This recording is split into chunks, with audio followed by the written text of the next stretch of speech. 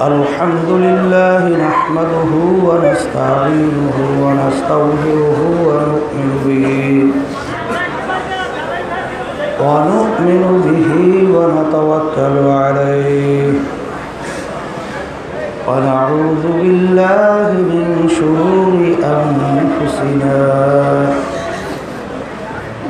من يهده الله فلا مضل له ومن يضلله فلا هادي له ونشهد أن لا إله إلا الله وحده لا شريك له ونشهد أن محمدا عبده ورسوله أما بعد فأعوذ بالله من الشيطان الرجيم بسم الله الرحمن الرحيم شهر رمضان الذي أنزل فيه القرآن صدق الله العلي العظيم সবাই দুরূদ শরীফ পড়ি আল্লাহ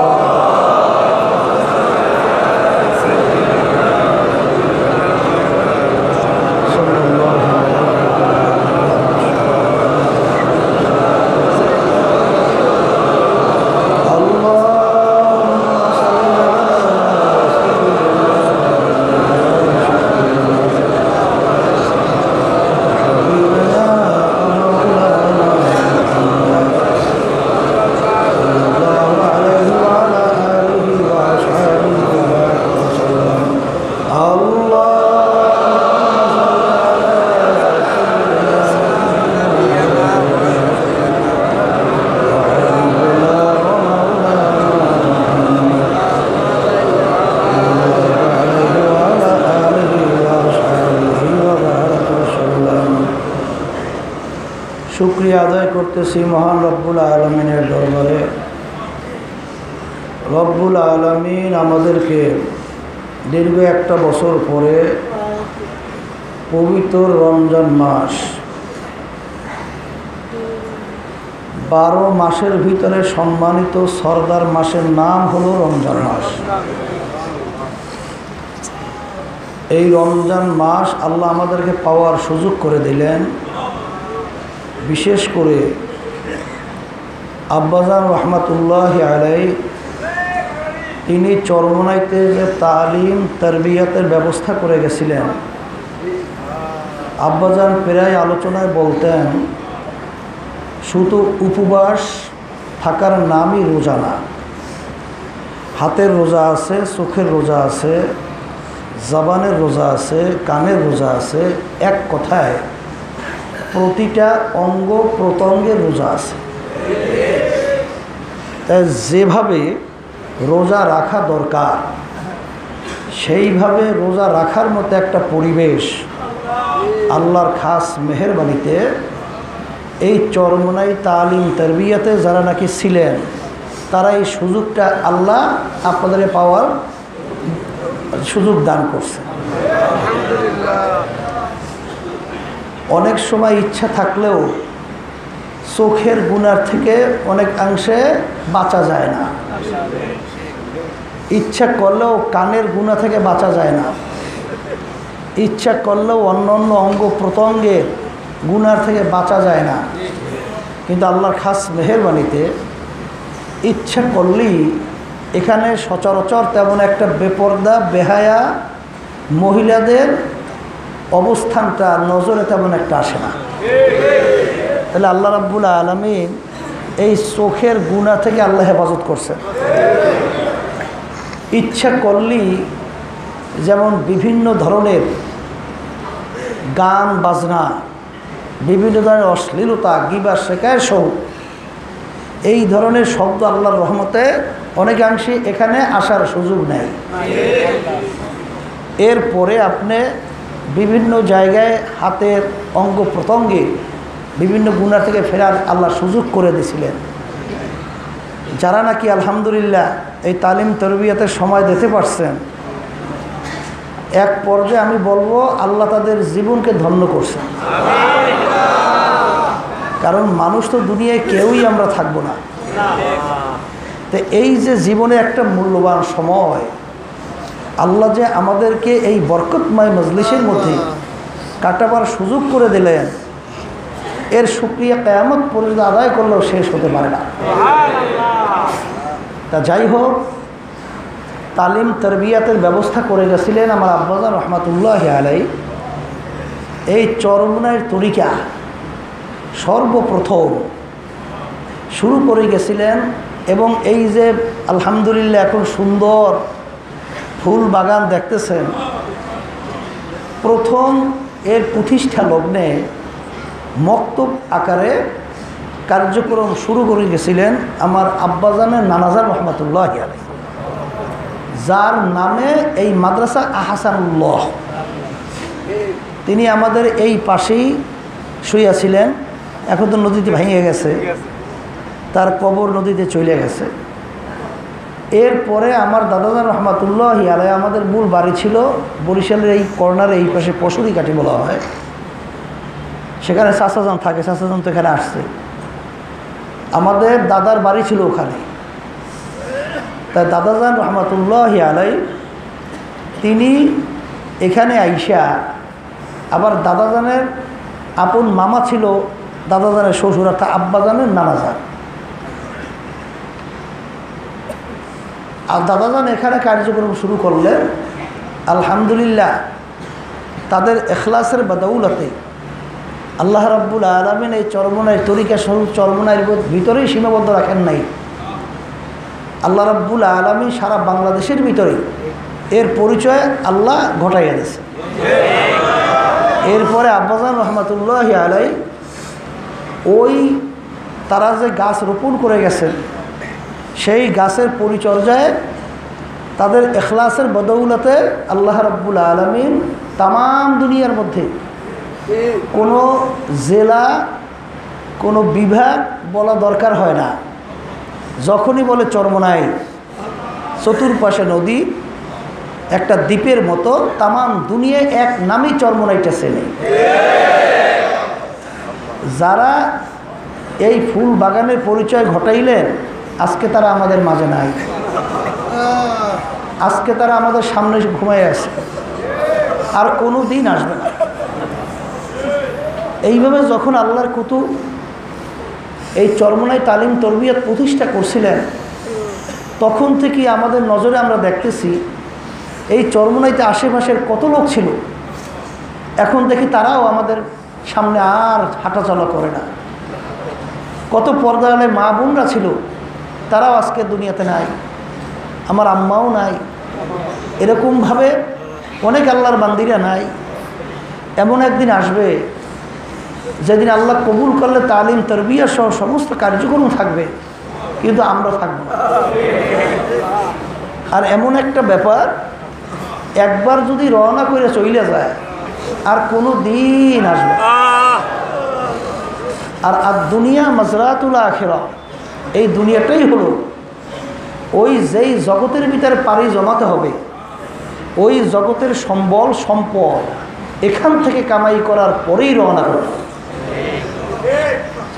আফসোস হয়, দুঃখ হয়, আমার আব্বাজান রহমাতুল্লাহ আলাই প্রায় বলতেন, বাজান আমরা চরমনাইতে যারা দিনের কার্যক্রমের সাথে জড়াইয়া আছি, আমাদের কার্যক্রমের ভিতরে কোনো যদি ভুল থাকে, কোরআন এবং হাদিস অনুযায়ী শরীয়তের দিক থেকে, আল্লাহর হস্তে তোমরা আমাকে ধরাইয়া দাও। কারণ যদি আমাকে ধরাইয়া না দাও, তাহলে তো আমি কোরআন এবং হাদিসের বাহিরে চলে আমিও ধ্বংস হব, এবং যাদেরকে বলতেছি তারাও ধ্বংস হবে। আর যদি ভুল না হয়, তাহলে বাজানদেরকে বলবো যে বাজান খবরদার সহি তরিকার সাথে জড়াইয়ে থাইকো, এর সহযোগিতা করি। বর্তমানে এক শ্রেণীর আমার ভাইদেরকে দেখা যায় যে তারা চরমনাইয়ের বিরুদ্ধে বিভিন্ন সময় বিভিন্ন সমালোচনা করে, বিভিন্ন ধরনের নাউজুবিল্লাহ কটূক্তিমূলক আলোচনাও করেন। আমি বলবো বাজান, চরমনাইয়ের ব্যাপারে আপনি সমালোচনা করলে, আপনি বিরোধিতা করলে, আমার ধারণা অনুযায়ী বলছে আপনার কোনো এতে চর্মনের কোনো ক্ষতি আল্লাহর রহমতে হবে না। কিন্তু আপনার ক্ষতি হইতেছে কিনা এইটা একটু আপনি চক্ষু বন্ধ কইরা আপনি নিরিবিলি একটু মুরাকাবা করি যে আমার নিজের ক্ষতি আমি করতেছি কিনা। কারণ চর্মনাইতে মানুষ আসার পরেই বলেন তো কোনো নামাজে কি নামাজ ছাইড়ে দিয়েছে? যারা নাকি আগে দাড়ি রাখতো, সুন্নাত তরিকায় চলতো, তারা এখন দাড়ি কামাই ফেলছে? তারা কি জামা নামাই ফেলছে? তারা কি মাথার থেকে টুপি নামাই ফেলছে? আগে তারা বিভিন্ন ধরনের ভালো কাজের ভিতরে জড়াইয়া ছিল, চর্মনাই আসার পরে এখন ভালো কাজ ছাইড়ে দিয়েছে। তাইলে যারা নাকি নামাজ পড়তো না, আল্লাহর রহমতে দেখা যায় চর্মনাইতে আসার পরে আল্লাহ তাদেরকে এমন একটা বুঝ দান করে, এখন তারা হুশ থাকতে নামাজ ছাড়ে না। তারা বিভিন্ন অপকর্মের ভিতরে, বিভিন্ন ঘুষ সুদের ভিতরে জড়াইয়াছিল। আল্লাহর রহমতে এই শুনছিলাম এক আল্লাহর বান্দা বিভিন্ন কাজে তাকে বুঝাইয়া এই যে পাল্লা ঘুঘুরা বন্য ঘুঘু ধরিয়ে নিয়ে আসছে, বন্য ঘুঘু ধরিয়ে নিয়ে আইসা এই তারা তো আল্লাহর রহমতে মাটির ভিতরে ফালাইয়া রাখছে। আল্লাহ রাব্বুল আলামিন এমন বুঝ দিনের আল্লাহ দান করছেন। এখন ওই আল্লাহর বান্দা বড় চাকরি করত, বিভিন্ন কায়দায় ঘুষের টাকা দিয়া, জাগা জমিনের অভাব নাই, বাড়ি গাড়ির অভাব নাই। যখন আল্লাহর বান্দার বুঝে আসছে যে হারাম মালের দ্বারা যে রক্ত এবং গোশত তৈরি হবে তার জায়গা জাহান্নাম ছাড়া হবে না, আল্লাহ রসুল সাল্লাল্লাহু আলাইহি ওয়াসাল্লাম বলছেন, তখন তিনি যাইয়া ওই সমস্ত বাড়ি ঘর, ওই সমস্ত জাগা জমিন, এক কথায় যেই হারাম বস্তুর দ্বারা, যেই হারাম মালের দ্বারা এইটা সে প্রতিষ্ঠিত করছিলেন, সব আল্লাহ রাস্তা দান করে দিয়েছে। এমন বুঝ আল্লাহ তাকে দান করছেন যে আল্লাহর খাস মেহেরবানিতে দেখা যায় যে আগে সে জাহান্নামের রাস্তায় চলছিল, আল্লাহ চরমনাইতে নিয়ে আসার পরে এবং আল্লাহ এমন বুঝ তাকে দান করলেন, এখন রাস্তা ঘুরাইয়া জান্নাতের রাস্তা আল্লাহর রহমতে চলার নিয়ত করছে। ওই যে ডাকাইতের নাম শুনছেন, কি ডাকাইত না জানি? হ্যাঁ, না না, এক ডাকাত ছিল, এই খুব ভয়াবহ ডাকাত। ওর নাম শুনলে বাচ্চারা থরকম্প হয়ে যেত। মারা নাকে শুনছি ওই ডাকাইতের কথা বললে বাচ্চাকে ঘুমলা হইতো। হ্যাঁ, তনু না কি ডাকাইছিল না, যাই হোক, হ্যাঁ, এই ডাকাইত চরমনাইতে আল্লাহ নিয়ে আসছেন। নিয়ে আসার পরে আল্লাহ রাব্বুল আলামিন তাকে দিনের বুঝ দান করছে। শেষ পর্যন্ত এক পর্যায়ে যখন দেখলেন যে আমি তো ডাকাতি কইরা এই মাল আসবাব যা আনছি আর খরচ করছি, আমার তো জাহান্নাম ছাড়া উপায় নাই। তাই বড় হিন্দু জমিদার ছিল, সেই জমিদার বাড়ি তো ডাকাতি করছে। তাই চরমনাইতে যাওয়ার পর আল্লাহ যখন বুঝতেছে, ওই আল্লাহর বান্দা এই যাইয়া ওই জমিদারের হিন্দু তার পাও জড়াই ধরে কান্দে, বলে, বাবু আপনি আমাকে মাফ কইরে দেন, কারণ আপনি যদি মাফ না করেন আল্লাহ তো আমাকে মাফ করবে না। বলে, তুমি কে? বলে, আমি অমুক অমুক ডাকাই। এই শোনার সঙ্গে সঙ্গে থরথর করিয়ে উঠছে, কারণ যার ভয়তে বাচ্চারা পর্যন্ত ঘুম পড়িয়ে যাইত, আর সে তার সামনে এখন পাও জড়াই ধরে কান্দে, সে অস্থির হয়ে গেছে। তুমি কে? বলে, আমি অমুক। বলে, অমুক তারিখ যে আপনার বাড়ি ডাকাতি হয়েছিল, সেই ডাকাতি করছিলাম আমি। কিন্তু বাবু, আমার মাল সম্পদ সব তো আমি বিভিন্ন কায়দায় উড়িয়ে ফেলছি। এখন আপনার মাল ওই পরিমাণ যে আপনাকে আমি দেব, সেই পরিমাণ মাল আমার সেই ক্ষমতা নাই।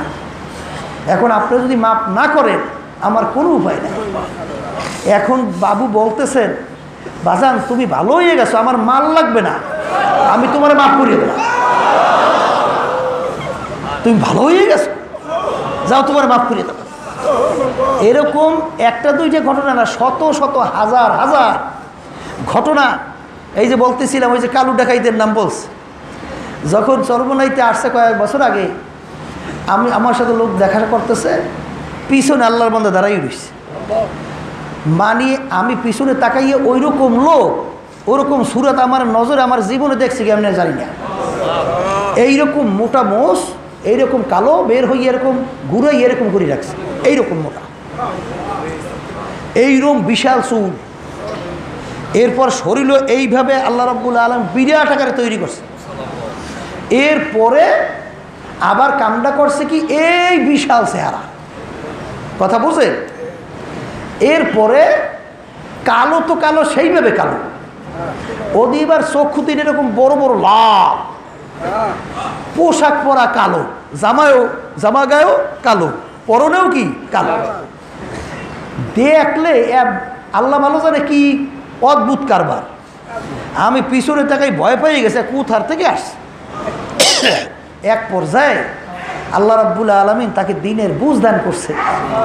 বুঝ দান করার পরে ওই আল্লাহর বান্দা চরমনায় থাকা অবস্থায় শুনছি তার চুল কাইটে ছোট করে ফেলছে, এরপরে লম্বা জামা কিনে ফেলছে। এরপরে আল্লাহ রাব্বুল আলামিন এখন যদি দেখেন মনে হয় যেন একজন আল্লাহর ওলি। কি চরমনাইতে আসার পরে কি ভালো মানুষ খারাপ হয়ে গেছে না খারাপ মানুষ ভালো হয়েছে? তাই যদি ভালো হয়, আপনি যদি দিনদার হন, আপনি যদি মুসলমান হন, আপনি যদি কলেমা পড়েই থাকেন, তাহলে আপনি চরমনাইকে খারাপ জানবেন কেন? কারণ মোমেনের চরিত্র কি? মোমেনের চরিত্র হইল দিনদারের চরিত্র কি? যেখানে গেলে মানুষ ভালো হয় আমি সেইটা সহযোগিতা করব, আমি সেইটার সাথে জড়াইয়া থাকব। কিন্তু আপনি চরমনাইতে আসলে এরপরেও যদি আমাদের ভিতরে চলাফেরায় কার্যক্রমে কোনো ভুল থাকে, তাইলে দয়া মায়া করে আব্বাজান বলে গেছেন আমাদেরকে ধরাইয়া দেবেন। আপনারা না ধরাইয়া, কোরআন এবং হাদিস অনুযায়ী আলোচনা না কইরা আপনারা পিছনে বইসা চরমনায় সমালোচনা করলে এতে চরমনের কোনো ক্ষতি আমার জানা মতে আল্লাহর রহমতে হয় না, আপনি নিজে ক্ষতিগ্রস্ত হয়েছেন। কথা ঠিক না? এই জন্য আমার বাজানদেরকে বলবো, পর্দা আলে মা বোনদেরকে বলবো, আজকে 15 দিন তালিম তরবিয়াতের শেষ দিন, আর মাগফিরাতের আজকে 5ম দিন। আগামী বছর আবার রমজান আসবে, আপনি আর আমি আর এখানে আসতে পারবো? এটা কিন্তু বহু দূরের কথা। বাজান, আল্লাহ রসুল সাল্লাল্লাহু আলাইহি ওয়াসাল্লাম আলী রাদিয়াল্লাহু তাআলা আনহুকে বলছিলেন যে আলী, তুমি মৃত্যুকে কত দূরে মনে করো? আলী রাদিয়াল্লাহু তাআলা আনহু বলছিলেন, ইয়া রাসূলুল্লাহ, ইয়া হাবিবাল্লাহ, আমি যখন নামাজ পড়ার জন্য ওযু করতে যাই তখন আমি এই খেয়াল করি আমার জীবনের শেষ ওযু মনে হয় এই সামনে রক্তের নামাজের জন্য ওযু করার সুযোগ মনে হয় আর পাবো না। আমি মৌতকে এইভাবে মনে করি। আলী রাদিয়াল্লাহু তাআলা আনহুকে যখন নাকি এই কথা তিনি উত্তর দিলেন, আল্লাহর নবী বললেন, আলী, তুমি তো ভুল করছো, মৃত্যু তো এত দূরে না। এক নামাজ থেকে অন্য নামাজ আসতে মাঝখানে বহু সময়ের ব্যবধান। তুমি মৃত্যুকে এইভাবে মনে করো যখন তুমি ডান দিকে সালাম ফিরাও বাম দিকে সালাম ফিরাতে পারো কিনা। অর্থাৎ ডান দিকে আমি যখন সালাম ফিরাইছি বাম দিকে সালাম ফিরাইতে পারি কিনা। এই পরশুদিন আপনারা দেখলেন, এই আমাদের এলাকারই একটা ছেলে, ও গাড়ি চালাইয়ে যাইতেছে, এই যে আমাদের বিশ্বাসের যে মাঝখানে যে পোলটা, গাড়িতে নামতেছে, হঠাৎ গাড়ির ফটটা ভাইয়া আস্তে কাইতেইয়া ওর এখানে এমনভাবে লাগিয়ে গেছে, রট্টর মোনা ঢুকে গেছে। একটু পরে সংবাদ পাই আর নাই। তাজা মানুষটা এই গেল চোখের সামনে, একটু পরে শুনি নাই। বাংলাদেশে দৈনিক অ্যাক্সিডেন্টে কত মানুষ মরতেছে বাজান, দেখবেন হিসাব করলে দৈনন্দিন কে কখন কোন সময় রওনা করতেছে, কি এইটা কি কারো জানা আছে? তাহলে আপনি আর আমি কখন রওনা করব? ওয়ালাউ কুনতুম ফি বুরুজি মুশাইয়াদা। অনেক তো নেতারা নেত্রীরা মনে করে আমাদেরকে পাহারা দিতে আছে, আমাদেরকে বিভিন্ন সেনা সৈন্যরা চতুর্দিকে বিভিন্ন কায়দায় বেষ্টনী করে রাখছে। কই, আমাদেরকে তো ধরতে পারবে না। দেখেন না, শোনা যায় এই যে বাদশাহ সালমানের ছেলে মোহাম্মদের কথা শোনা যায়, কি কি ঘটনা হয়ে গেছে রাজ পরিবারের মধ্যে। কেমনে চতুর্দিক থেকে বেষ্টনী পাহারার মধ্যে আছে, কখন যে আজরাইল যে সিটি বাজাইবে, যত কঠিন জায়গায় ফলাও সময় মতো কিন্তু ওইভাবেই অবস্থান তৈরি হয়েছে। কথা ঠিক কিনা? এই জন্য এই মৃত্যুর হাত থেকে কেউ কিন্তু বাজান রেহাই পাবে না। আর কখন কে রওনা করবে এটা কিন্তু বলাও যায় না। ওই আমি প্রায় উদাহরণ দিয়ে বলি, আরে আমার সামনেই বলতে গেলে এই যে দুমকিতে কলেজের সামনে মুরাদি ইউনিয়নের সদস্য সাহেব, সে আসছে মাহফিলে, এশার নামাজ পড়তেছে, 2 রাকাত নামাজ হয়ে গেছে, 3য় রাকাতে প্রথম না জানি 2য় সেজদায় গেল, যাওয়ার পরে সেজদা থেকে আর ওঠে না। কিরে ওঠে না? এরপরে লড়াই ছাড়াই দেখা আর নাই। আমার কাছে সংবাদ আসলো, আমি তাড়াহুড়ো করে দেখতে গেলাম, মনে হয় যেন ঘুমাই রয়েছে। এই জন্য বাজানদেরকে বলতে হবে, আমার আব্বাজান রহমাতুল্লাহি আলাই তালিম তরবিয়তের যে ব্যবস্থা করে গেছেন, বারবার একটা জিনিস বুঝাবার চেষ্টা করতেন যে বাজান মানুষ কাকে বলে, এইটা আগে বোঝো। মানুষের সুরত হইলেই যদি মানুষ হইতো, তাইলে আবু জাহাল, আবু লাহাব, উতবা সাহেব আবু লাহাব বড় চোর ডাকাত, এমপি মিনিস্টার, বড় বড় মন্ত্রী, এই বিভিন্ন ধরনের সম্মানিত ব্যক্তিরা দেখতে সুরাত আকৃতিতে, নাক কান পায়ের দিক থেকে, অন্য অন্য অঙ্গ প্রত্যঙ্গের দিক থেকে কোনো পার্থক্য আছে? কোন পার্থক্যের কারণে তার এই অবস্থানটা তৈরি হলো? আল্লাহ রসুল সাল্লাল্লাহু আলাইহি ওয়াসাল্লামকে দেখতে আবু জাহাল, ওকে দেখতে কোনো পার্থক্য আছে? গারবা সুরাত আদমে ইনসাবুদে আহমাদুবুদ জেহলে হাম এক সাবুদে। আবু জাহাল দেখতে নাকের দিক থেকে, কানের দিক থেকে, পায়ের দিক থেকে, অঙ্গ প্রত্যঙ্গের দিক থেকে আল্লাহর হাবিব সাল্লাল্লাহু আলাইহি ওয়াসাল্লামকে দেখতে নাকের দিক থেকে, কানের পায়ের দিক থেকে কোনো পার্থক্য আছে? আবু জাহাল ওর চক্ষু ছিল কয়টা? দুইটা। আল্লাহর নবীর চক্ষু দুইটা, কানের দিক থেকে সমান, পায়ের দিক থেকে সমান, হাতের দিক থেকে সমান। কোন কারণে আবু জাহাল ওর নাম শুনলে লাআনাতুল্লাহি আলাই, আল্লাহর গজব ওর উপরে পড়ছে আরো পড়ুক, আর আল্লাহর নবীর নাম শুনলে দুরূদ পড়া ওয়াজিব হয়, যাকে সৃষ্টি না করলে আল্লাহ কাউকে সৃষ্টি করতেন না, এমন এক মানুষ আল্লাহ দুনিয়াতে পাঠাইলেন।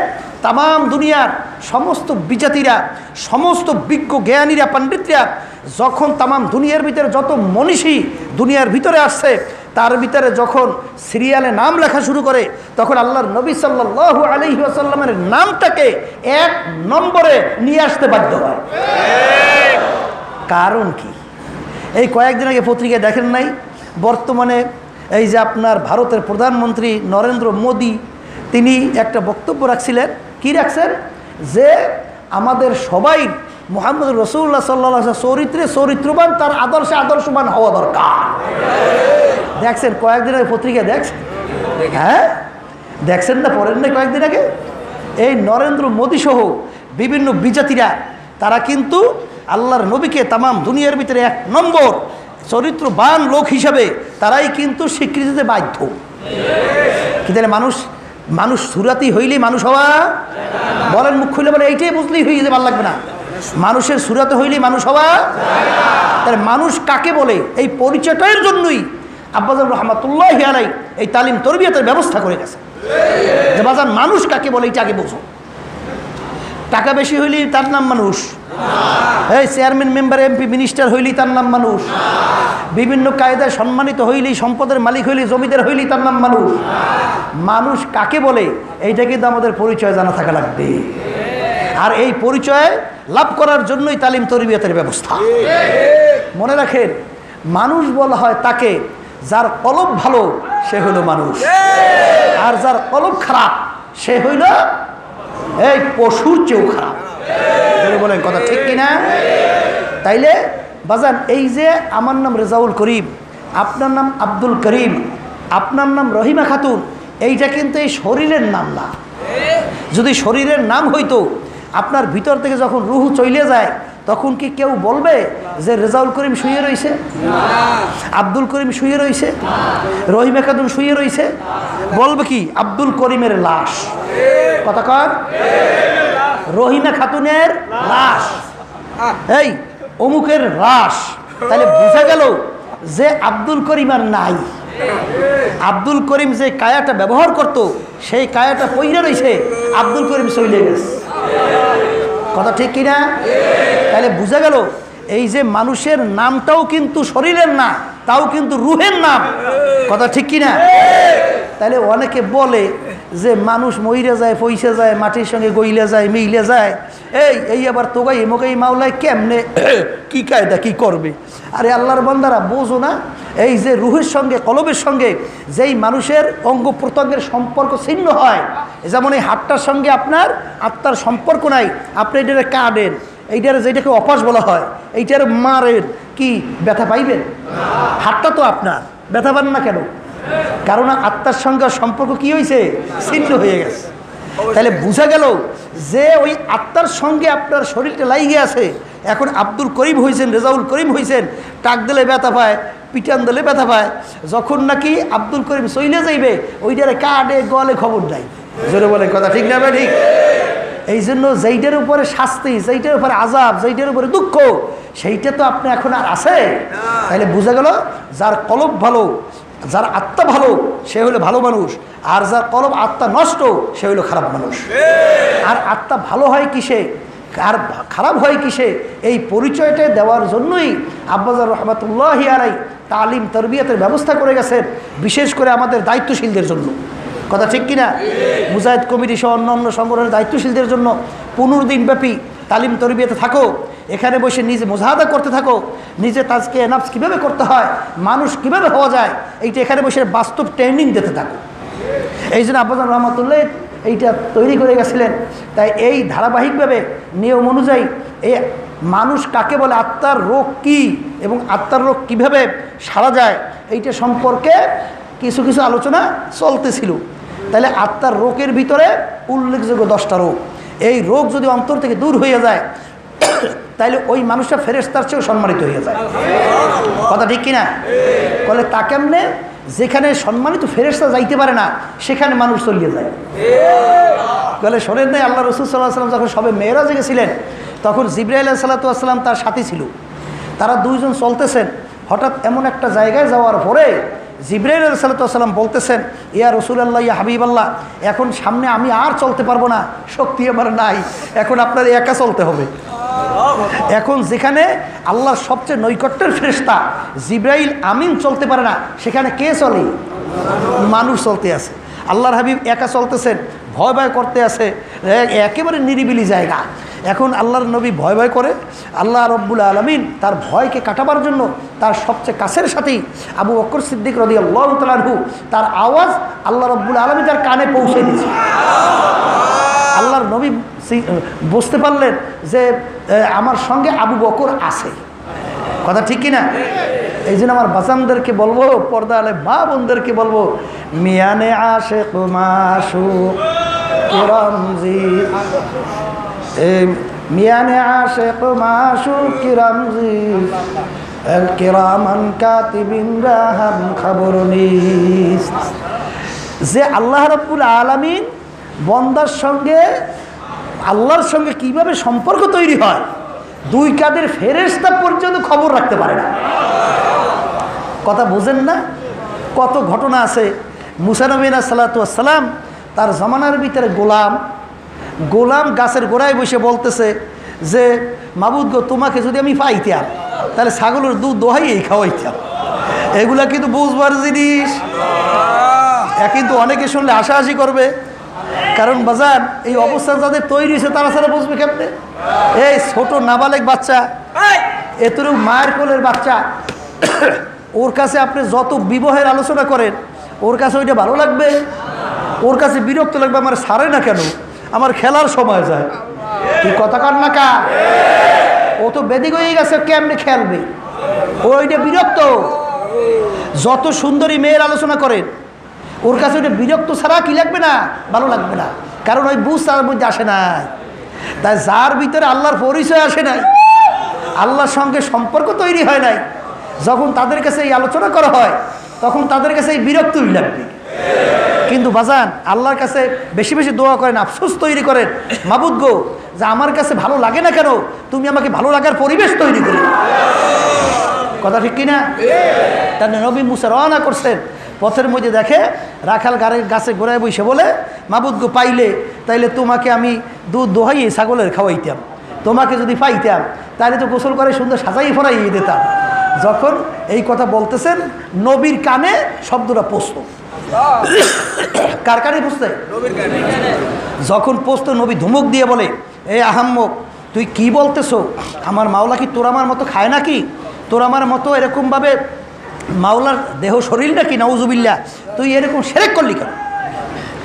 পাগলা ওই রাখাল খেয়াল ভাঙিয়ে গেছে, ভাঙিয়ে যাই উঠিয়া পাগলের মতো জঙ্গলের দিকে দৌড় মারছে।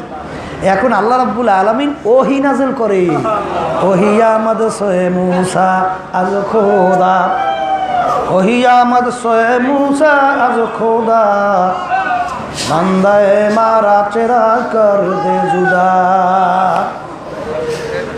নবী মূসা আলাইহিস সালাম রাখালকে নিষেধ করছে, আর আল্লাহ রাব্বুল আলামিন নবীকে বলতেছেন, মূসা তোমাকে আমি দুনিয়ার ভিতরে পাঠাইছি আমার পথ ভোলা বান্দা বান্দিকে আমার সঙ্গে জোড়াইয়ে দেওয়ার জন্য।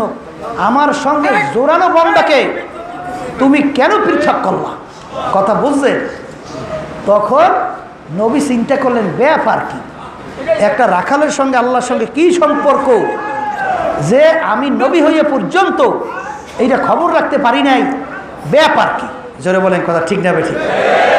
পরবর্তীতে যখন নবী তালাশ করে রাখালকে বের করলেন, রাখাল তুমি যেই কথা বলতেছিল আবার বলো, তখন রাখাল বলতেছে মানজে সেদরা মুনতাহা বা গুজাশতা সরহাজারা সালে সাজু বসতে আম।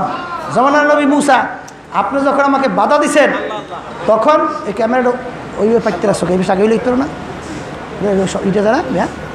তা মূসা নবী সালাম যখন নাকি চিন্তা করলেন ব্যাপার কি, তখন নবী মূসা তালাশ করতেছিলেন যে রাখাল কোথায়।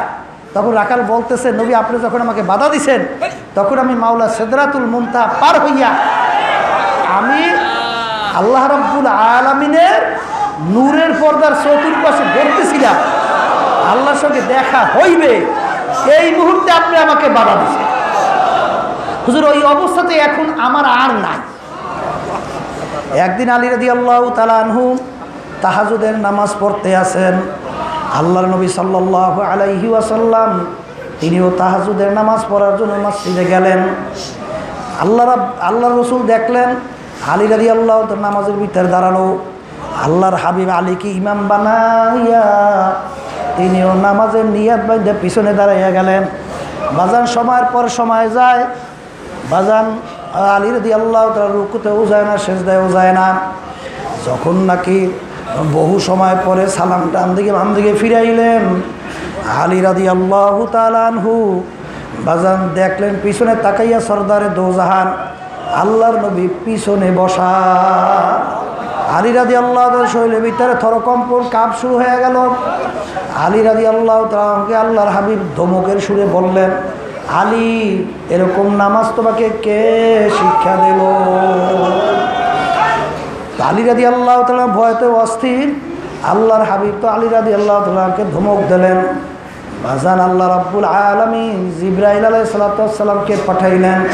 জিবরাইল আলাইহিস সালাম আসা বলেন যে ইয়া রাসূলুল্লাহ ইয়া হাবিবাল্লাহ, আলীর কোনো দোষ নাই, আলীকে আমার মাওলা নিজে নামাজের ভিতরে ধরিয়া রাখছে। এই আল্লাহর বান্দারা, কবরের যাত্রীরা, বাজান এইটা কিন্তু বুঝবার জিনিস, এইটা কিন্তু বুঝাবার জিনিস না। বলে তা কেমন? তুমি আর আমি নামাজ পড়ি, আল্লাহ ওয়ালারাও নামাজ পড়ে। বাজান খেয়াল করা লাগবে, তুমি আর আমি নামাজ পড়ে, আল্লাহ ওয়ালারাও নামাজ পড়ে। বলে তা কেমন? এই আইনটা কেমন সহিদার নামটা দেখো না, এই এগুলো এই আমি করো কি? আর আইনটা পিছিয়ে সরাই দেও না এগুলোতে।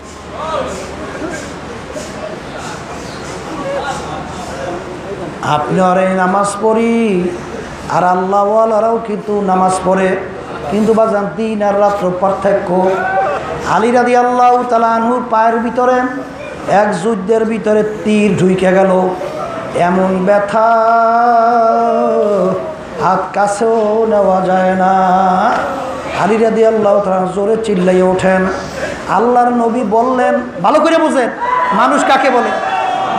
আল্লাহর নবী বললেন, আলী যখন নামাজে দাঁড়াইয়া যাবে তখন তীর টাইনা খুইলা ফালাইও। ব্যাপারটা কেমন? এখন এমন ব্যথা হাত কাছেও নেওয়া যায় না, আলী নামাজে দাঁড় হইবে, তীর টাইনা খুইলা ফালাইও। যখন আলী রাদিয়াল্লাহু তাআলা নামাজে দাঁড় হইয়া গেলেন, বাজান তীর ধইরা টানে। আলী রাদিয়াল্লাহু তাআলা আনহু কোনো খবর নাই, হাত দিয়া টান দিয়া তীর খুলতে পারে না। দাঁত দিয়া কামড় দিয়া জোর করিয়া তীর খুলে ফেলাইল। আলী রাদিয়াল্লাহু তাআলা নামাজের ভিতরে কোনো খবর নাই। যখন নামাজে ডান দিকে বাম দিকে সালাম ফিরাইল, ফিরাবার পরে দেখে তীর জায়গায় নাই। বলে আমার তীর কোথায়? বলে হুজুর আপনি যখন নামাজের ভিতরে ছিলেন তখন তীর খুলে ফেলাইছি, কোনো খবর নাই। আমাদের এই তরিকার মুরব্বী রশিদ আহমদ গঙ্গী রহমাতুল্লাহ আলাই বাজান, ওই যে মুরব্বী তার ছেলে 3 দিন পর্যন্ত পায় না, তার কাছে গিয়ে বললেন হুজুর 3 দিন পর্যন্ত আমার ছেলেটাকে পাই না, আমি পুত্রহারা ছেলেহারা পাগলের মতো আমি অস্থির হয়ে গেছি।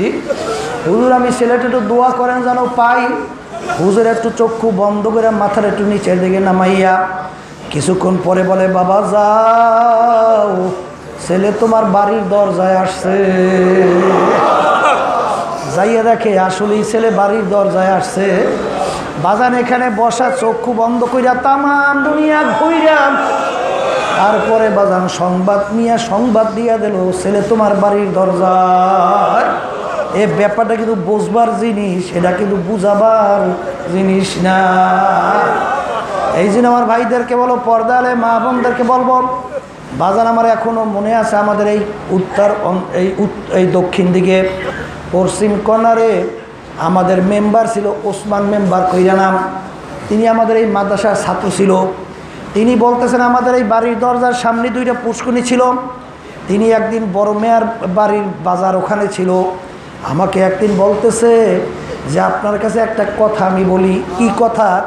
বলে আমি তো এই মাদ্রাসার ভিতরে ছাত্র ছিলাম, রাত্রে গভীরে তখন প্রসাবখানা ছিল ওই দক্ষিণ দিকে, পুষ্কুনি পার দিয়া যাওয়া লাগতো। তখন তিনি বলতেছেন একবারে ফুটফুইটা চাননি মনে হয় দিনের মতো, আমি প্রসাব করতে রওনা করছি। হঠাৎ পুষ্কুনির দিকে তাকাইয়া দেখি মরহুম কুতুব ইসহাক সাহেব রহমাতুল্লাহ আলাইহি তিনি জায়নামাজ লাইসা পুষ্কুনির মাঝখানে নামাজ পড়ে। আমি এই ঘটনাটা দেখা আমি আইসা, আমাদের ফুফাজান ছিল সুবারেন ফুফাজান বলতেন পাথারহাটের, তার কাছে এসে বললাম। সে আমাকে একটা থাপ্পড় দিয়ে বলল খবরদার, এই অর্থাৎ দাদাজান কথা বললেন সে দুনিয়ায় থাকা অবস্থায় কারো কাছে বলা যাবে না। এ আল্লাহর বান্দারা, এ পর্দালে মা বোনেরা, মানুষ কাকে বলেন বাজান? সৌন্দর্যের নাম মানুষ না, টাকা পয়সার নাম মানুষ না, ক্ষমতার নাম মানুষ না। বাজানে মানুষ কাকে বলে? যার আত্মা ভালো, যার কলব ভালো, সে হলো মানুষ। আর যার আত্মা ভালো না, সে পশুর চেয়েও খারাপ। বাজারে এই জন্য আল্লাহর বান্দারা চরমনায় তালিম তরবিয়াতে আজকে শেষ দিন, কি নিয়ে বাড়িতে যাব? আবার আগামী বছর তালিম তরবিয়াতে আনবা। বাজারের ভিতরে কত সংবাদ হইয়া যাবে, অমুকে নাই, অমুকে নাই, অমুকে নাই। বাজার এই কয়েকদিন পর্যন্ত আত্মার রোগগুলা দূর কিভাবে করতে হয়, কি কি রোগ আছে, তার ভিতরে একটা রোগের কথা বলা হয়েছিল তাকাব্বুরি। আমি বড়, আমি ভালো, আমি পীরের দিক থেকে বড়, আমি পীরের দিক থেকে ভালো, আমি মুফতি মুহাদ্দিসের দিক থেকে বড় ভালো, আমি ক্ষমতার দিক থেকে বড়, মেম্বারের দিক থেকে, চেয়ারম্যানের দিক থেকে, এমপি মিনিস্টারের দিক থেকে বড়, আমি সম্পদের দিক থেকে বড়, আমি বংশের দিক থেকে বড়, আমি শিক্ষার দিক থেকে বড়, আমি অমুক অমুক তমুক সমুকের দিক থেকে বড়। যার ভিতরে যারা পরিমাণ তাকাব্বুরি থাকবে, মুসলমান যারা কলেমা পড়ছো বিশ্বাস কিন্তু করা লাগবে। আল্লাহর নবী বলছেন সে বেহেশতের ঘেরানো পাবে না। বাজান আমি ভালো বলার শক্তি দুনিয়ার কোনো মানুষের নাই। আর একটা রোগ বলা হয়েছিল অন্তরের রোগ, হিংসা, পর উন্নতি দেখে সহ্য করতে না পারা। যার ভিতরে হিংসা থাকবে তার সমস্ত নেকিগুলো আমলনামা থেকে ধ্বংস হইয়া যাইবে। আর একটা রোগের কথা বলা হয়েছিল দুনিয়ার মোহাব্বত, সম্মানের মোহাব্বত, টাকা পয়সার মহব্বত। বাজান আমার এখনো মনে আছে, চরমোনাইতে সম্মান কাকে বলে, পদের মোহ, পদের লোভ কাকে বলে। আমার সঙ্গী মেম্বারি করছিল, সে একদিন এসে আমাকে বলে, হুজুর, অর্থাৎ কিছুদিন আগে স্ট্রোক কইরা প্রায় একটা ছাদ লাগিয়ে গেছে, ঠিক মতো হাঁটতেও পারে না, খুব একেবারে মরণাপন্ন। সে আমার কাছে এসে বলে, হুজুর একটু দোয়া চাই। কি দোয়া? বলে, হুজুর শেষবারের মতো এই অবস্থায় একটু লোকজনের কাছে যাইয়া দেখি আমাকে শেষবারের মতো একটু ভোট দেয় কিনা, শেষবারের মতো একটু ভোট দেয় কিনা। আমি তখন আশ্চর্য হইয়া গেলাম যে আফসুস, একটা সাইড প্রায় লাগিয়ে গেছে, ওদিকে কবরের ভিতরে বলতে গেলে এক পা চলে গেছে, এরপরেও কেমনে ক্ষমতায় যাবে, এই জন্য অস্থির হয়ে গেছে। আচ্ছা, আমি মনের ভিতরে আশ্চর্য লাগতে আছে। কিছুদিন পরেই দেখি আর আল্লাহর বান্দা দুনিয়াতে নাই। এ দুনিয়াদার পাগল আমার বাবারা, দুনিয়ার মোহ, ক্ষমতার মোহ এমন এক কঠিন ব্যাপার। আবু জাহাল ওর নাম শুনছিলেন। যখন ওকে কতল করা হইতেছে, যখন ওর গলা কাটতেছে, তখন বলতেছে আমার গলাটা একটু বড় কইরা কাইটো। বলে, ব্যাপার কি? আপনি তো মারা যাইতেছেন। কলে, আমি মরার পরও কল্লাটা দেখলে যেন মানুষ বোঝে নেতার কল্লা। জোরে বলো নাউজুবিল্লাহ। এ কপাল পুরন, তুই যদি কবরে যাও তোর আল্লাহু আকবার, তখন তোর নেতাগিরি কি মূল্য? আরে তোকে যখন সাদা তিনটা কাপড় দিয়া পেঁয়াজ দিয়া ফালাইয়া রাখবে, তখন তোর টাকার কি মূল্য? তখন তার ক্ষমতার কি মূল্য? তখন তোমার সম্মানের কি মূল্য? তখন তোমার পীরগিরের কি মূল্য? তখন তোমার মুফতিগিরের কি মূল্য? কিছু নাই, আর কিছু নাই। এই দুনিয়ার মহাব্বত, সম্মানের মহাব্বত দূর করা লাগবে। এইটা বড় মারাত্মক জিনিস বাজান, কথা ঠিক কিনা? এই জন্য আমার বাজানদেরকে বলো, পর্দালে মা বোনদেরকে বলবো, ওজব অন্তরের রোগ দূর করা লাগবে, বকুল অন্তরের রোগ দূর করা লাগবে, লোভ অন্তরের রোগ দূর করা লাগবে, গিবাত শিকায়ত থেকে বাঁচা লাগবে। বাজান এইরকমভাবে রিয়া থেকে বাঁচা লাগবে। এই রোগগুলা দূর করার জন্যই কিভাবে রোগ আছে না নাই এটা চিহ্নিত কইরা বাজান দেখবেন, যেই মানুষের ভিতর থেকে আত্মার রোগগুলা দূর হইয়া যায়, ওই মানুষের মাধ্যমে শুধু মানুষ না, একটা পিপিলিকা পর্যন্ত তার থেকে শান্তি পায়। এই জোরে বলেন, কথা ঠিক না ঠিক? আমার বাজানদেরকে বলবো, শাহরুর রমাদানাল্লাযী উনজিলা ফীহিল কুরআন। বাজান, রমজান মাস 12 মাসের ভিতরে সম্মানিত মাস, কথা ঠিক কিনা? এই 12 মাসের ভিতরে সম্মানিত কেন হইল এইটা কিন্তু বোঝা লাগবে। কারণ এই রমজান মাসের ভিতরে আল্লাহ রব্বুল আলামিন কুরআনুল কারীমকে নাযিল করছেন। কি নাযিল করছেন? তাহলে কুরআনুল কারীমের সম্মানে মাস সম্মানিত হয়ে গেল, কথা ঠিক না বেঠি? এই মাসের ভিতরে এমন একটা রাত্রি আছে, যেই রাত্রি সম্পর্কে আল্লাহ রব্বুল আলামিন নিজে বলছেন, আল্লাহু আকবার, খায়রুম মিন আলফি শাহর, অর্থাৎ 1000 মাসের চেয়ে উত্তম। কয় মাসের চেয়ে উত্তম? কয়টা রাত্রি? এই রাত্রিটা কোন মাসে আছে? এই রমজান মাসের মধ্যে আছে। 1000 মাসের চেয়ে উত্তম হিসাব করলে দেখা যায় 83 বছর 4 মাস তার চেয়ে উত্তম হয়। 83 বছর বয়স পাওয়া না লোকের সংখ্যা কিন্তু বড় কম। জোরে বলেন, কথা ঠিক কিনা? ওই রাত্রিটা কেন এত সম্মানিত হইল বাজান? ওই রাত্রির মধ্যে কুরআনুল কারীম নাযিল হয়েছে। সবাই জোরে বলেন সুবহানাল্লাহ। তাইলে কুরআনুল কারীমের সম্মানে মাস কি হইল? মুখে কথা বোঝেন না? সম্মানিত হইল। কুরআনুল কারীমের সম্মানে রাত্রি কি হইল? সম্মানিত হইল। যেই নবীর উপরে কুরআনুল কারীম নাযিল হইল, ওই নবী 1 লক্ষ বা 2 লক্ষ 24,000 নবী রসুলদের ভিতরে সম্মানিত আল্লাহ ঘোষণা করলেন। বলেন, কথা ঠিক দেখে নেবে? ঠিক। সমস্ত নবীদের ভিতরে সম্মানিত নবী কে?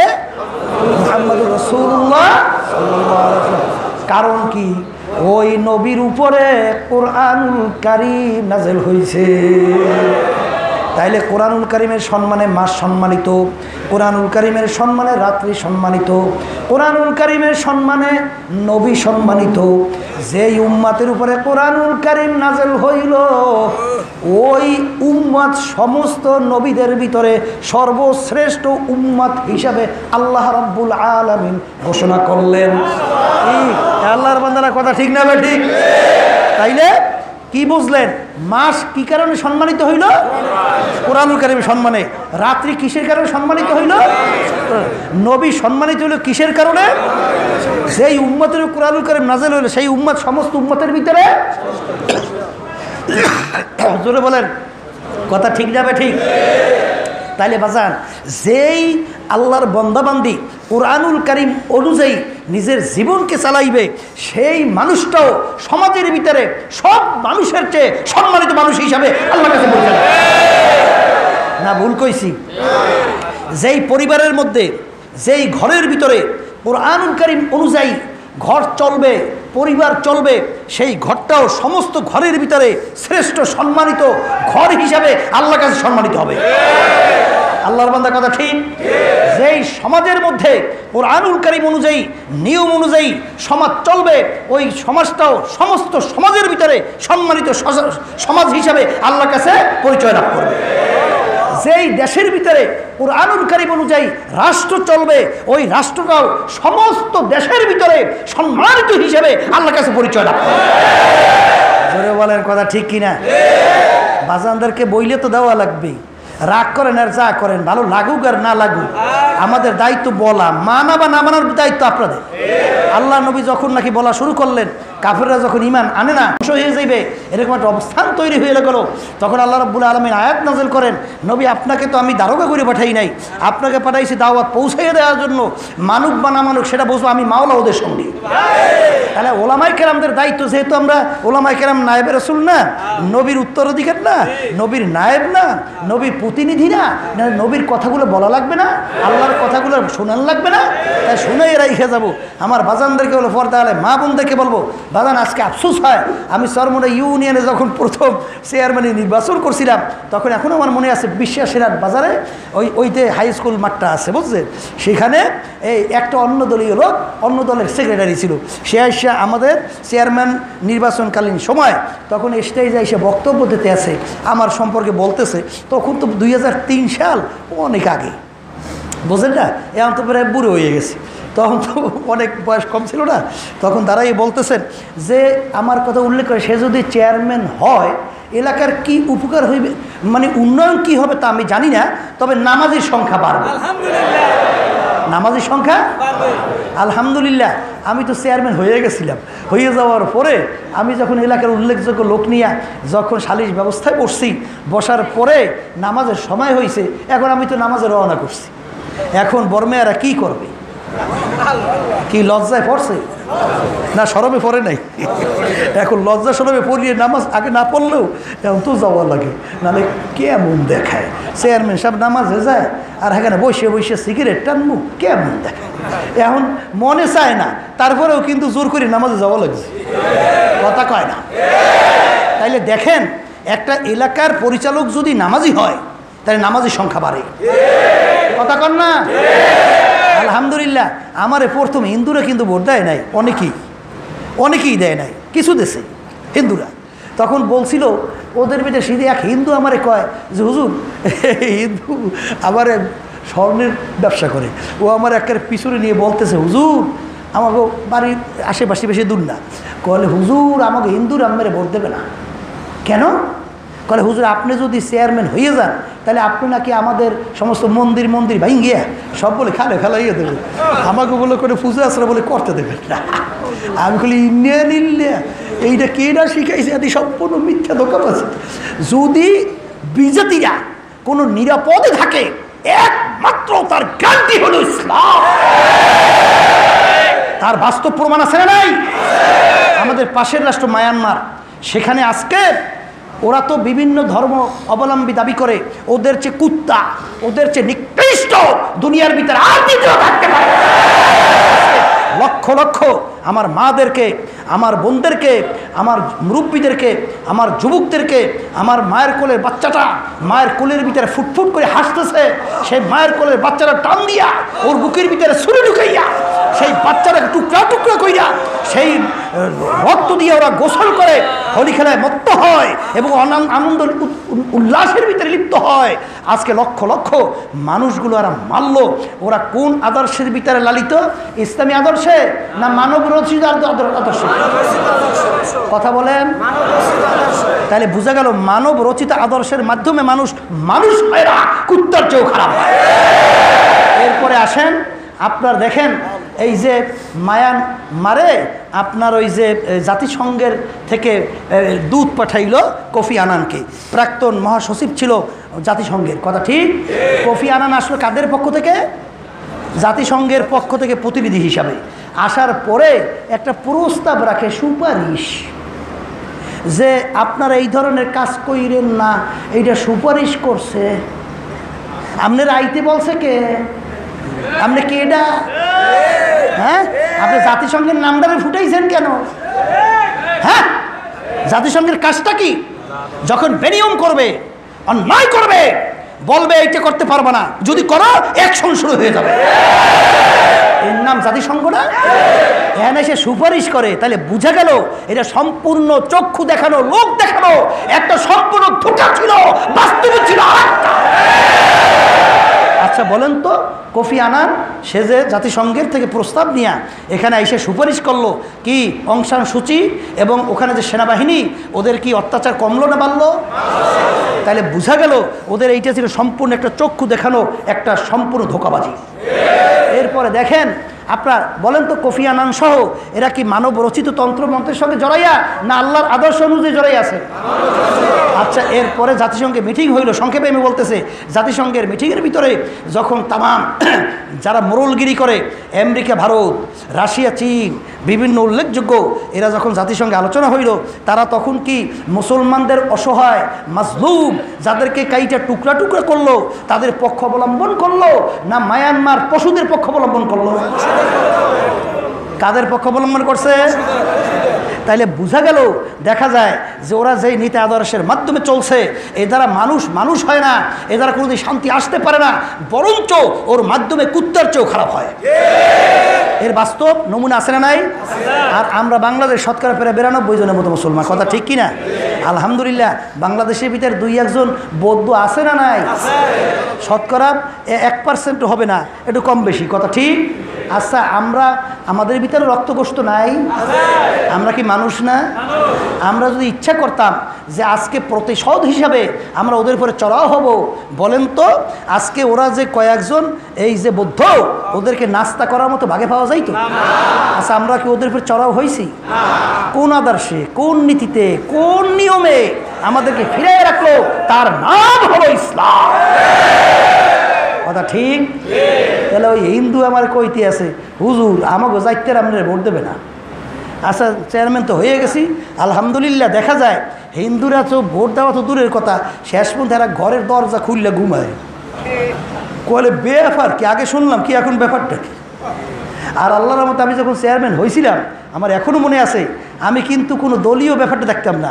এখানে কিন্তু আওয়ামী লীগ, বিএনপি, কোনো দলীয় কোন্দল কিন্তু আল্লাহর রহমত সহমানি ইউনিয়নে ছিল না, আল্লাহর রহমতে আমার জানা মতে। কারণ বর্তমানে দেখা যায় কত বড় হিংসুক, একদল ক্ষমতায় দিয়ে নামে, আরেক দল ক্ষমতায় ওঠে, আর এক দলকে ধ্বংস কেমনে করতে হইবে এই জন্য বিভিন্ন পরিকল্পনা। মানুষটা কুত্তার চেয়েও খারাপ, কথা ঠিক কিনা? এটা মানবতা না। হ্যাঁ, একজন অন্যায় করছে সেটা আমরা বলবো, কিন্তু দেখা যায় একদল নামলি চোর, এইবার কী জানি করে সন্ত্রাসীকারী, এইবার কী জানি কয়টা জানি ধোকাবাজি, আবার আর এক দল নামলি আবার হের বিরুদ্ধে শুরু হয়ে যায়। কি কারবারটা কি? কতদিন করবা? জীবন কতদিন শেষ করবা? মনে রাখো, এ দুনিয়ার মাতুকবাড়ি কয়দিন? ফেরাউন মাওলার সঙ্গে চ্যালেঞ্জ করছেন, চ্যালেঞ্জ করে খোদাই পর্যন্ত দাবি করলো। বাজান হায়াত যখন শেষ হয়ে গেল, নীল নদীর ভিতরে ফালাইয়া সুবাইয়া সুবাইয়া মারছে। বলেন কথা ঠিক না বেঠি? নমরুদ মাওলার সঙ্গে চ্যালেঞ্জ দিয়েছেন, তার খলিল ইব্রাহিমকে আগুনের ভিতরে ফালাইল। একটা ঠ্যাং ভাঙ্গা মশার মস্তকে ঢুকাইয়া মাওলায় জ্বালাইয়ে পড়াইয়ে মারছে, মাথা ছেঁচা বেচা করিয়া মারছে। সাদ্দাত মাওলার সঙ্গে চ্যালেঞ্জ করছে, দুনিয়ায় বেহেশত তৈরি করছে, মাওলার বেহেশতে যাবে না। আমার যখন নাকি বেহেশত কমপ্লিট দেখা দলে বলে যখন গেল, আমার মাওলা ওই আজরাইল ফিট করিয়া রাখছে, দেখে বুড়া দাঁড়াইয়ে রয়েছে। বুড়াটাকে না বলে, সাদ্দাত আমি আজরাইল আসছি তোর জান কবজ করার জন্য। এই আল্লাহর বান্দারা, পর্দা আলে মা বোনেরা, অনেক দুনিয়াদার আমার বাবারা আছেন, আমার ক্ষমতা সম্পন্ন আমার বাবারা আছেন, বাজান ভোটের জন্য, নেতৃত্ব দেওয়ার জন্য বিভিন্ন কৌশল অবলম্বন করে। জোরে বলেন কথা ঠিক না বেঠি? কিন্তু বাজান রে, মনে করছো কিছু হবে না। বাজান বাংলাদেশের মাঝে মাঝে কত ঘটনা আমার মাওলা বাংলাদেশের মধ্যেও দেখায়। কয়েকদিন আগে বাজান, কিছুদিন আগেও আমি কুড়িগ্রাম গেছিলাম। কুড়িগ্রামে চরমোনাইয়ের মুজাহিদ ছিল, আল্লাহু আকবার, কেডা? চরমোনাইয়ের মুজাহিদ, এই ঘুঘু মুন্সি। বাজান দুনিয়া থেকে বিদায় নিয়ে কবরে যাওয়ার পরে 32 বছর পরে, কত বছর? নদীর ভাঙ্গলে যখন তার কবর ভাইয়া গেল, কাপনের কাপড় সহ বাজান আনাম তাজা লাশ কবর থেকে বের হইয়া আসছে। কত বছর পর? বিভিন্ন জাতীয় পত্রিকায় ছবি সহ দিয়ে দিয়েছিল কি দেয় নাই? জোরে বলেন কথা ঠিক কিনা? বাজান রে, আমি যারা উঠাইছে তাদের ভিতরে একজন আমাকে বলল, হুজুর মুখ থেকে কাপড় সরাইয়া দেখছি, এত ওই যে দাড়ির ভিতরে মেহেন্দি লাগাইছে, এখনো লাল চকচক চকচক করতে আছে। একজনে বলে, হুজুর কাপড় টান দিয়া দেখছি, এমন শক্ত মনে হয় যেন নতুন কাপড় গায়ে লাগাইছে। এ আল্লাহর বান্দারা, পর্দা আলে মা বোনেরা, বাজান কথা বেশি লম্বা না, কথা সংক্ষেপ। দুনিয়াতে আমরা কেউ থাকবো না, একদিন ছিলাম না, আজকে দুনিয়াতে আসছি, একদিন দুনিয়ার থেকে বিদায় হয়ে যাব। একটু মাঝে মধ্যে নিরিবিলি একটু চক্ষু বন্ধ করে একটু মোরাকাবা করো। আজকে সম্পদের জন্য, সম্মানের জন্য ধরাকে সরা জ্ঞান মনে করো না। এই 3 দিন আগেও আমাকে কে জানি বলতেছিল, আমাদের এই কালীগঞ্জের এই পাশে নদীর ভাঙ্গর দাদাজান রহমাতুল্লাহ আলাইহির মুরিদ ছিল, 20 বছর পরে কাপড়ের কাপড় সহ নাকি লাশ বেরিয়ে আসছে। এবার সংবাদ পরে আর পাইনি কি হয়েছে।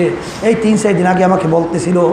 যত ঘটনা মাঝে মধ্যে আমার মাওলা দেখায়, কবরের ভিতরে কাপড়ের কাপড় সহ লাশ তাজা পইরে আছে। নেককার পরহেজগার দিনদার আল্লাহ ওয়ালা ছাড়া দেখা যায় না।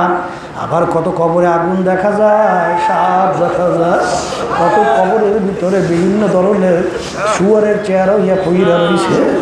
বাজানরা, আমাদের এই পাশের গ্রামে 8000 এক ঘটনা, এক মহিলার ব্যাপারে আমাকে বলছে, প্রায় 4-5 জন আইসা, হুজুর খুব দুষ্কৃতি অর্থাৎ খারাপ চরিত্রের মহিলা ছিল, মারা যাওয়ার পরে আর কবরে এমন আযাব শুরু হইয়া গেল, এলাকার আশেপাশের লোক পালাইয়া ভাইয়া গেছে। প্রায় 5-6 জন লোক আইসে, আমি ওই আমাদের লঞ্চ গার্ডে ওখানে বসা, আইসে আমাকে বিবরণ দিয়ে শোনায়, হুজুর এই ধরনের ঘটনা। এই জন্য আমার বাজানদেরকে বলো, পর্দা আলে মা বোনদেরকে বলবো, আমার আব্বাজান রহমাতুল্লাহ আলাইহি বলতেন, বাজানের পাড়া যদি বুঝে না আসে তাইলে বুঝবো, মনকে বুঝো রে মন রে, যদি কিছু না হয় বাইসা গেলাম, আর যদি হইয়াই বসে তাইলে তোমার বা উপায় কি, আমার বা উপায় কি। দুনিয়াতে যারা শান্তি তালাশ করো, দুনিয়া কিন্তু শান্তির জায়গা না। এই গরম, এই ঠান্ডা, এই বিভিন্ন রোগ ব্যাধিতে এই ছেলে কথা শোনে না, মেয়ে কথা শোনে না, স্বামী কথা শোনে না, স্ত্রী কথা শোনে না, স্বামী নিয়ে অশান্তি, স্ত্রী নিয়ে অশান্তি, বিভিন্ন লোকজন নিয়ে অশান্তি। এই জন্য আমার বাজানদেরকে বলবো, এ দুনিয়াদার পাগল আমার বাবারা, মাঝে মধ্যে একটু দুনিয়া সম্পর্কে চিন্তা কইর। হাকিকত সে তু দুনিয়া বেখবর হয়, দুনিয়া কি নমাজ পর নজর হয়।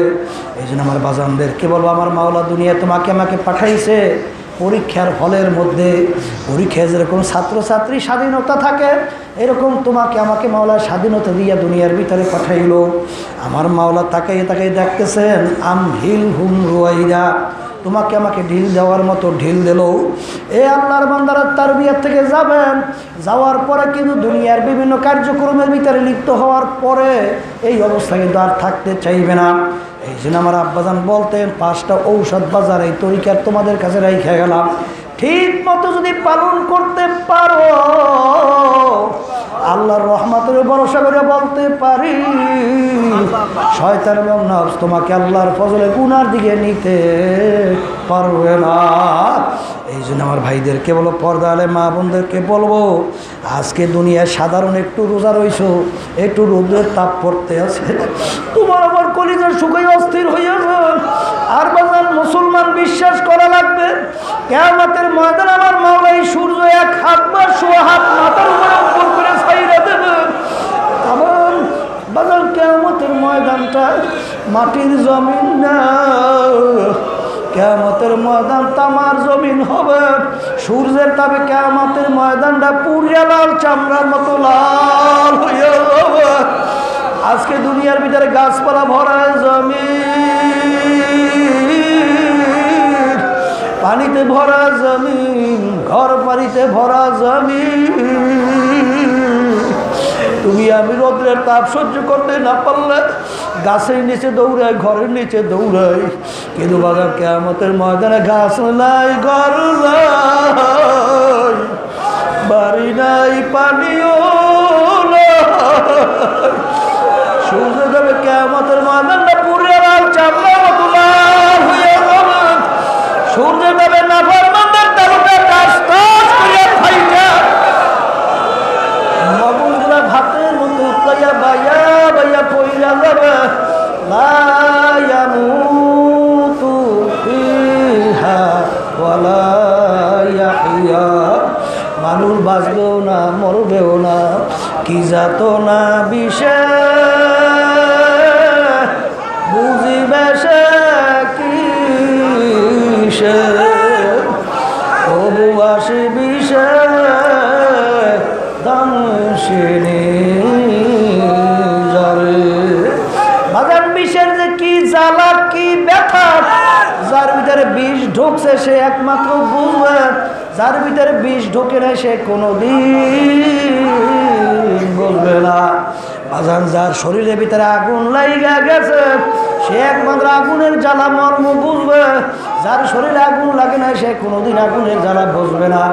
এই জন্য আল্লাহর হাবিব বলছেন, জিবরাইল আলাইহিস সালাতু ওয়াস সালাম একদিন আসছেন, আল্লাহর হাবিব জিজ্ঞাসা করেন, ভাই জিবরাইল এরকম সময় তো কখনোই আপনি আসেন না। জিবরাইল সালাম বলেন, ইয়া রাসূলুল্লাহ হাবিব আল্লাহ, আমার মাওলা আমাকে জাহান্নাম বেহেশত দেখাইছেন। ইয়া রাসূলুল্লাহ হাবিব আল্লাহ, আমার মাওলা জাহান্নাম যেভাবে তৈরি করছেন, এই কথা বলে জিবরাইল সালাতু ওয়াস সালাম কান্দে। আল্লাহর হাবিব বলে, ভাই জিবরাইল আপনি কেন কান্দেন? আপনি তো মাওলার নৈকট্যের ফেরেশতা, আল্লাহ আপনি আমাকে আমাদের সবাইকে মাফ করিয়ে দিন। ইয়া রাসূলুল্লাহ ইয়া হাবিবাল্লাহ, ইবলিস তো মাওলার নৈকট্যের ফেরেশতা ছিল, তার ব্যাপারে আমার মাওলার কি সিদ্ধান্ত হইল আমার তো জানা নাই, আমার ব্যাপারে আমার মাওলার কি সিদ্ধান্ত হবে। ইয়া রাসূলুল্লাহ হাবিবাল্লাহ, হারুত মারুত মাওলার ফেরেশতা ছিল, তাদের ব্যাপারে আমার মাওলার কি সিদ্ধান্ত হইল আমার তো জানা নাই, আমার ব্যাপারে আমার মাওলার কি সিদ্ধান্ত হবে। এই জন্য আমি কান্দি। এই অবস্থা থেকে আল্লাহর নবীও কান্দে। ইয়া রাসূলুল্লাহ ইয়া হাবিবাল্লাহ, আমার মাওলা যেভাবে জাহান্নাম তৈরি করছে, ওই জাহান্নামের এক সেকেন্ড আযাব সহ্য করার শক্তি দুনিয়ার কোনো মানুষের। আল্লাহ নবী মসজিদ নববীর ভিতরে দেখতেছেন কিছু সাহাবায়ে কেরামরা বসে বসে হাসতামশা করতেছেন। আল্লাহ নবী বলে, তোমরা কি মৌতের কথা ভুলে গেছো? তোমরা কি কবরের কথা ভুলে গেছো? তোমরা কি জাহান্নামের কথা ভুলে গেছো? এইমাত্র আমার কাছে জিবরাইল আমিন আসছে, যেইভাবে জাহান্নামের বিবরণ শুনাইছে, ওই একসের আযাব সহ্য করার শক্তি দুনিয়ার কোনো মানুষের নাই। এই যে আমার বাজারদেরকে বলো, পর্দার মামুনদেরকে বলবো, বাজার কবরে কিন্তু কোনো দলাদলি নাই, কবরে কিন্তু কোনো পরিচয় নাই। আমি পীর, আমি মুফতি, আমি মুহাদ্দিস, আমি ধনী, আমি এমপি, আমি মিনিস্টার, আমি অমুক বর্মেয়া। কবরে কিন্তু সাদা 3টা কাপড় দিয়ে পেঁয়াজ দিয়ে নিয়ে ফেলাইয়া লাগবে। বর্মেয়ার জন্য 3.5 হাত, সোরমেয়ার জন্য 3.5 হাত। এই জন্য আমার বাজানদেরকে বলো, বাদশাহ সেকান্দার বলছিল যে আমাকে শহর ঘুরাইয়া মাটির ভিতরে রাখিও, হাত দুইটা বাহিরে রাখিয়া তামাম দুনিয়ার বাদশাহী করছিল। তিনি যখন হাত বাইরে রেখে ঘুরায় তামাম দুনিয়ার মানুষ বলে ব্যাপার কি, আবার হাত পাইতে রাখলো কেন? বিজ্ঞ আলেমরা বলল বাদশাহ সেকান্দার বুঝাইতে চায়, তামাম দুনিয়ার মানুষেরা তামাম দুনিয়ার বাদশাহী করলাম, কিন্তু যখন কবরে রওনা করলাম একেবারে খালি দুইটা হাত দিয়ে কবরে রওনা করলাম, আর কিছুই নিতে পারলাম না। এই জন্য আমার বাজানদেরকে বলো, পর্দারে মা বোনদেরকে বলবো, রমজান মাস বরকতের মাস, রহমতের মাস, জাহান্নাম থেকে মুক্তির মাস। আজকে এখানে অনেক আল্লাহ ওয়ালারা আছে, অনেক তলবেরা আছে, অনেক রোজদাররা এখানে আছে, পর্দালে অনেক আল্লাহর খাস বান্দিরা আছে। আজকে তাদেরকে নিয়ে আমরা হাত তুলবো, মাওলার কাছে অন্তর খুইলা দোয়া করব। আমার মাওলা বলছে আমার কাছে চাও আমি দিয়ে দেব, যদি চাওয়ার মতো চাইতে পারো আমার মাওলা তোমাকে আমাকে বঞ্চিত করবে না। আল্লাহ